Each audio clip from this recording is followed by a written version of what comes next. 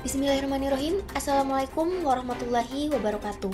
Perkenalkan, kami dari mahasiswa Universitas Mandala Waluya Kendari. Video ini dibuat untuk menyelesaikan salah satu tugas kelompok di mata kuliah Farmakologi 2 dengan dosen pengampu Dr. Rifatul Mahmuda Eslam MSI. Kami dari kelompok antihipertensi terdiri dari 15 anggota. So, langsung saja ini dia video presentasi dari kami. Sebelum kita masuk pada pembahasan, izinkanlah kami untuk memperkenalkan diri. Saya sendiri, Andi Nabila Afifah Syahim, NIM F20-200-1130. Selanjutnya, Indri, NIM F20-200-1167. Ada Wilda Sari Hero, NIM F20-200-1151. Ada Afiati, NIM F20-200-1172. Ada Darniati Jabarudin, NIM F20-200-1113.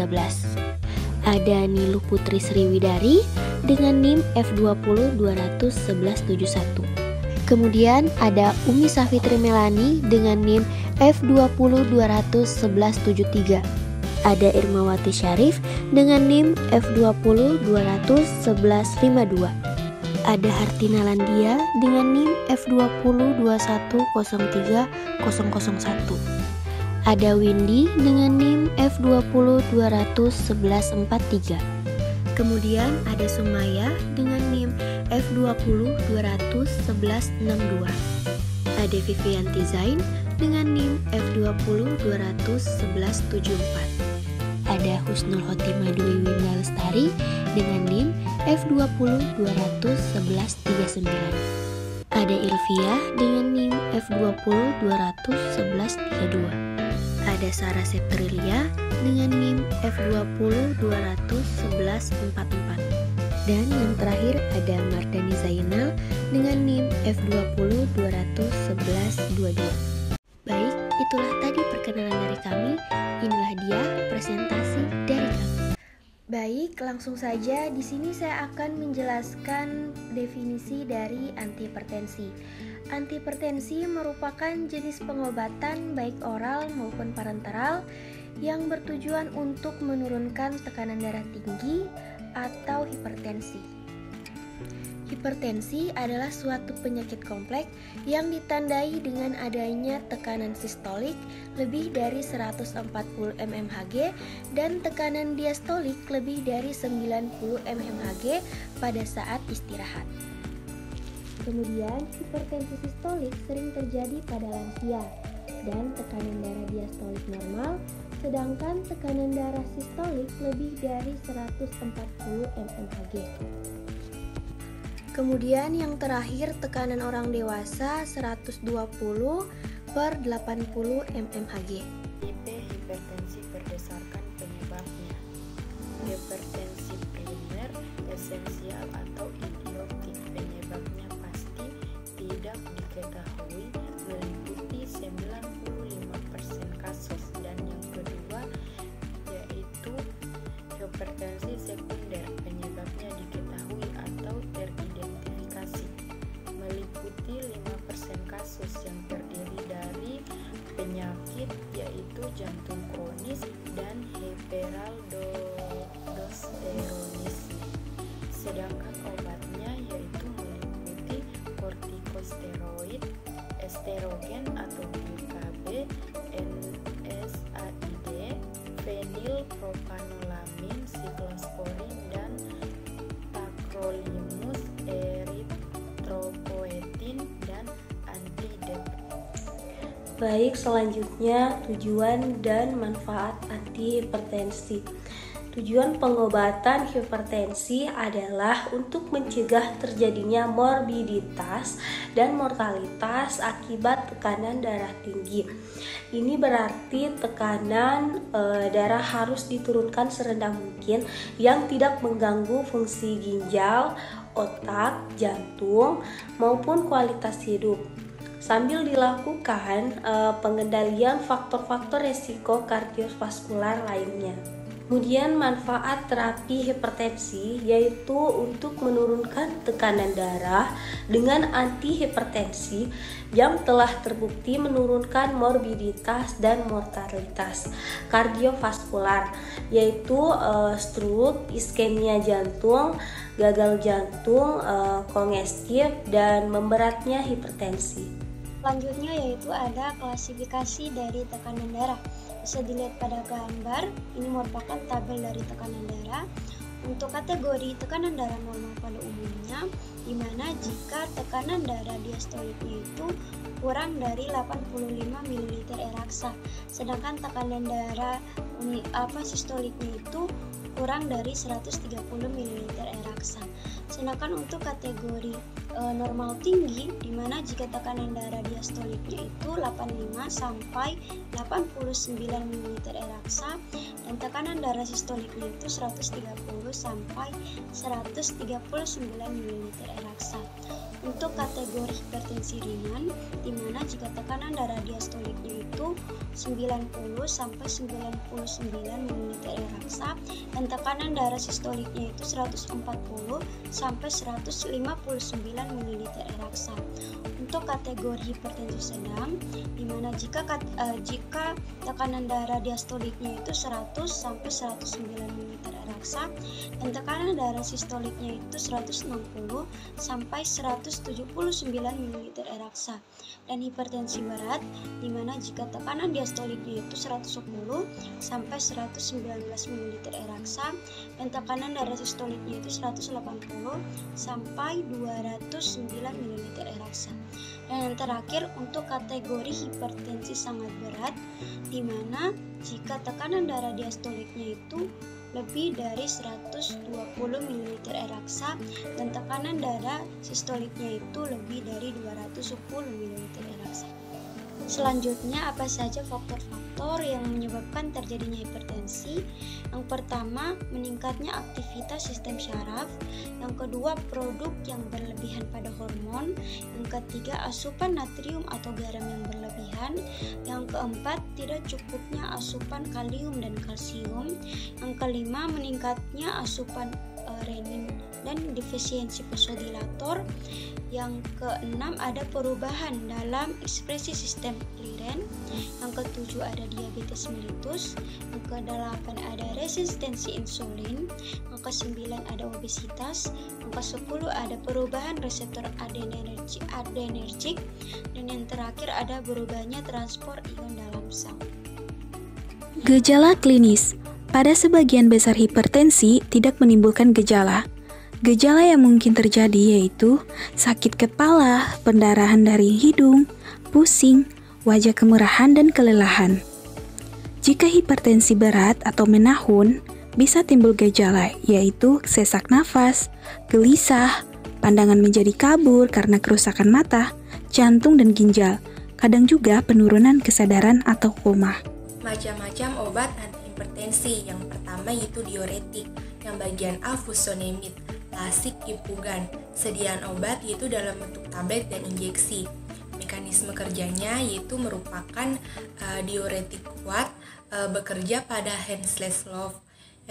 Efek peroral cepat itu setengah sampai 1 jam, bertahan 4 sampai 6 jam. Indikasinya yaitu edema otak dan paru-paru yang akut, hipertensi. Sedangkan kontraindikasinya yaitu wanita hamil dan menyusui. Efek sampingnya yaitu terjadi gangguan saluran cerna, mual, dan mulut kering, dan hipotensi. Interaksi obatnya yaitu penggunaan bersamaan dengan fusosemid dan ACE inhibitor, menyebabkan hipotensi berat dan penurunan fungsi ginjal. Kemudian dosisnya yaitu pada dosis dewasa 40 mg per hari, sedangkan anak 2-6 mg per kilogram berat badan per hari. Next, kita masuk di slide selanjutnya yaitu ada HCT atau biasa disebut dengan hidroklorotiazid.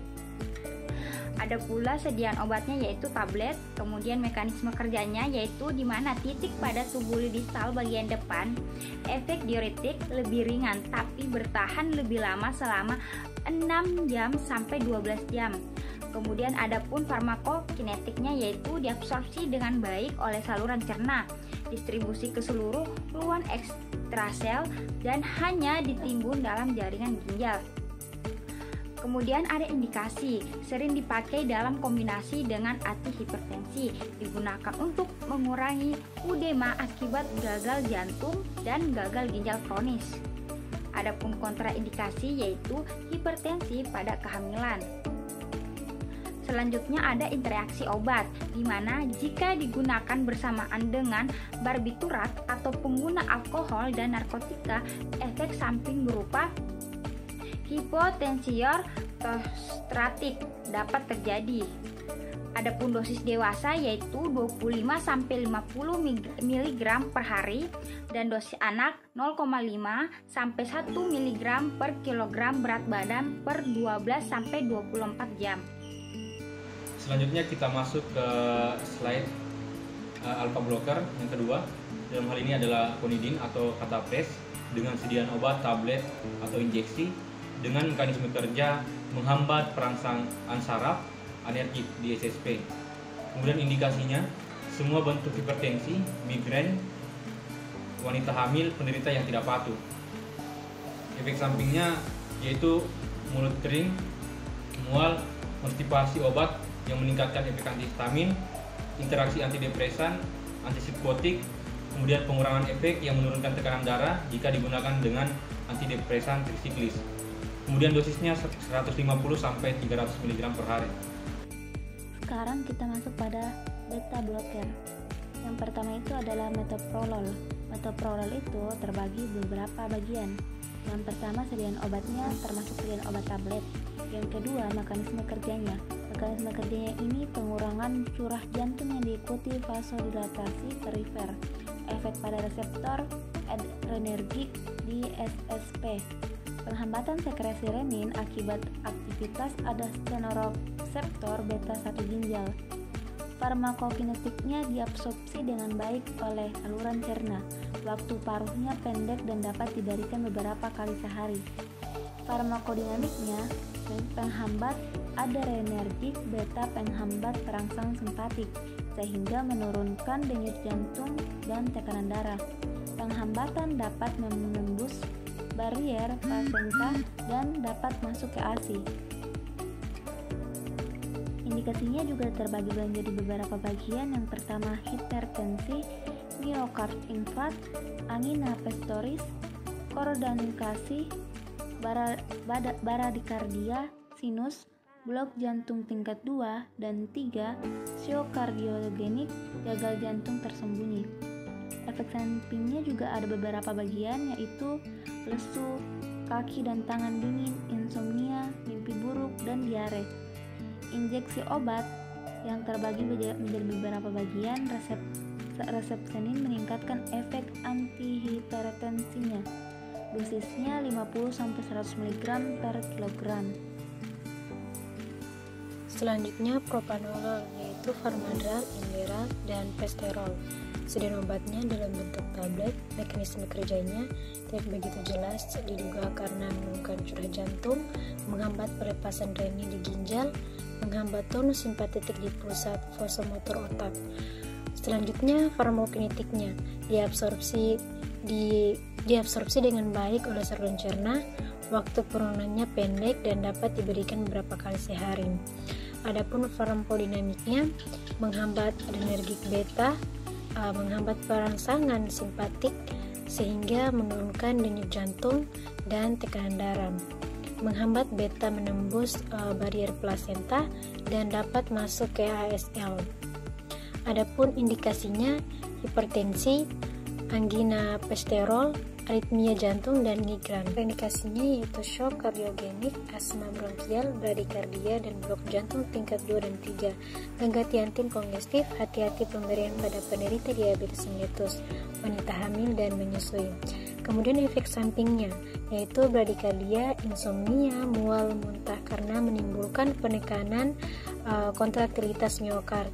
Henti jantung dapat terjadi bila diberikan bersamaan haloperidol, simetidin menurunkan metabolisme propanolol, etanol, Etanolol menurunkan absorpsi neokospasme, granulositosis, yaitu depresi. Interaksi obatnya, hati-hati bila diberikan bersama dengan reserpin karena menambah berat hipotensi, dan kalsium antagonis. Dosis obatnya yaitu dosis awal 2 kali 40 mg per hari, diteruskan dosis pemeliharaan. Kemudian antagonis kalsium, terdapat nifedipin, terdiri dari adalat, ordalat, farmalat, dan nifekat. Untuk sediaan obat yaitu tablet dan kaplet. Untuk mekanisme kerja yaitu menurunkan resistensi vaskuler perifer, menurunkan spasme arteri koroner. Untuk indikasi hipertensi angina yang disebabkan vasospasme koroner, gagal jantung refrakter. Kontraindikasi gagal jantung berat, wanita hamil dan menyusui. Efek samping yaitu sakit kepala, hipotensi, edema kaki. Interaksi obat yaitu pemberian bersama beta blocker menimbulkan hipotensi, meningkatkan digitalis dalam darah, meningkatkan waktu protontin bila diberikan bersama antikoagulan simetidin, meningkatkan kadarnya dalam plasma. Untuk dosisnya yaitu 3 kali 10 mg per hari. Selanjutnya pada angiotensin converting enzim, yaitu kelompok obat untuk mengatasi tekanan darah tinggi atau hipertensi. Kemudian contoh obat itu captopril, sediaan obatnya tablet. Adapun mekanisme kerja dari angiotensin converting enzim ini adalah menghambat enzim konversi angiotensin sehingga menurunkan angiotensin 2 yang berakibat menurunnya pelepasan renin dan aldosteron. Indikasinya itu hipertensi, gagal jantung. Kontraindikasinya yaitu hipersensitivitas, hati-hati pada penderita dengan riwayat angioedema dan wanita menyusui. Adapun efek sampingnya yaitu batuk, kulit kemerahan, konstipasi, pandangan kabur.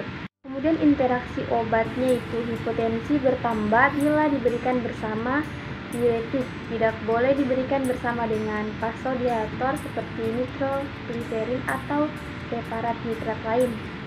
Indometasin dan antiinflamasi dan steroid lainnya menyebabkan efek obat.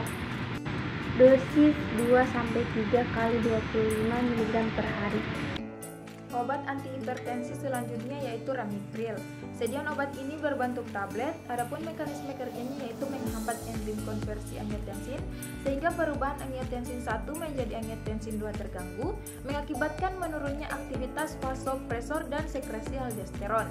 Adapun kontraindikasinya yaitu penderita dengan riwayat angioedema, hipersensitivitas, kemudian hati-hati pemberian pada wanita hamil dan menyusui. Indikasinya yaitu untuk hipertensi, efek sampingnya berupa batuk, pusing, sakit kepala, rasa letih, nyeri perut, bingung, bahkan susah tidur. Kemudian interaksi obat, hipotensi bertambah bila diberikan bersama diuretik indometasin dan menurunkan aktivitasnya. Kemudian dosis awalnya yaitu 2,5 mg per hari. Antagonis angiotensi 2, lasortan K, hagioten asetensa, terbagi menjadi 7. Yang pertama itu sediaan obat tablet, kedua itu mekanisme kerja yang bekerja terhadap subtipe reseptor ATI sehingga efek angiotensi 2 terhambat, dengan demikian akan menyebabkan terjadinya penurunan tekanan darah. Ketiga itu ada indikasi hipertensi. Keempat itu kontraindikasi hipertensi, ibu hamil dan menyusui. Kelima itu efek samping, sakit kepala, pusing, abstensi atau lelah. Keenam itu adalah ada interaksi obat. Terdapat lasortan tidak berinteraksi dengan HCT, dioksin, warfarin, dan fenobarbital. Sortan bila dikombinasikan dengan HCT akan memberikan efek dalamnya sehingga dapat menurunkan tekanan darah. Yang terakhir itu ada dosis 50 mg per hari. Baik, selanjutnya ada antagonis angiotensin 2 yang terdapat losartan K dan terdiri dari angioten dan acetensa. Untuk sediaan obat yaitu tablet dengan mekanisme kerja yaitu bekerja terhadap subtipe reseptor angiotensin 1 sehingga efek angiotensin 2 terhambat. Dengan demikian akan menyebabkan terjadinya penurunan tekanan darah.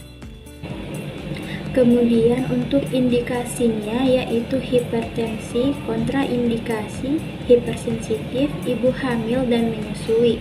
Kemudian efek sampingnya yaitu sakit kepala, pusing, astenia atau lelah. Dan adapun interaksi obat yaitu losartan tidak berinteraksi dengan HCT atau hidrokhlorotiazid, kemudian digoxin, warfarin, simetidin, dan fenobarbital.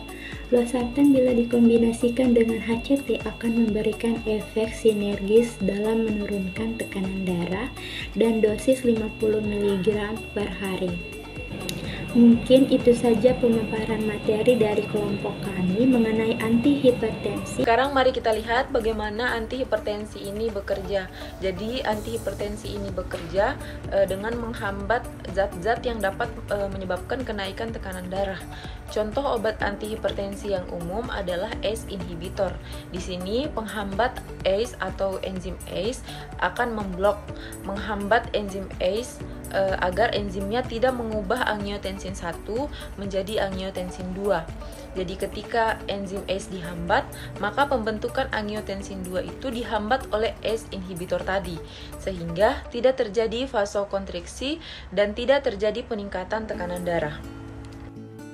Nah, obat-obat lainnya seperti angiotensin reseptor blocker itu akan bekerja memblok reseptor angiotensin 1 agar ketika angiotensin 1 diblok, maka angiotensin 2 tidak dapat terikat dengan angiotensin 1 sehingga tidak terjadi vasokonstriksi dan peningkatan tekanan darah. Selain itu, kenaikan tekanan darah itu bisa meningkat juga karena adanya retensi cairan dan retensi natrium di dalam pembuluh darah, sehingga agar tidak terjadi kenaikan tekanan darah atau retensi Na, itu aldosterornya dihambat dengan obat-obat seperti aldosterol blocker, maka tidak terjadi retensi natrium dan kenaikan tekanan darah lagi. Selain itu ada juga obat-obat lain yang juga bisa menghambat reninnya. Jadi ketika renin itu dihambat dengan renin inhibitor itu tidak akan terjadi konvensi angiotensinogen menjadi angiotensin 1 sehingga tidak terjadi proses-proses setelahnya dan dapat diharapkan sebagai pengontrol tekanan darah.